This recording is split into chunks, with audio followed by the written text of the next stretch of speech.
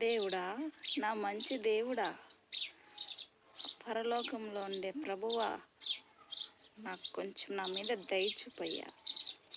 ఏదో కొంచెం ఒక గోల్ సైను, ఒక డబ్బులు 10,000,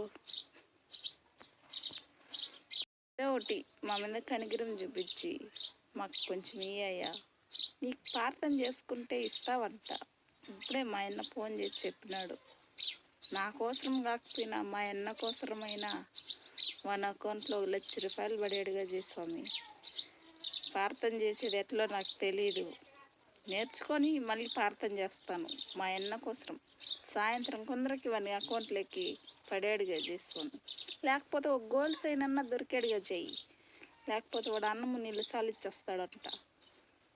ఖచ్చితంగా పడేడుగా చేయి తండ్రి. పరలోకంలో ఉండే ప్రభువా,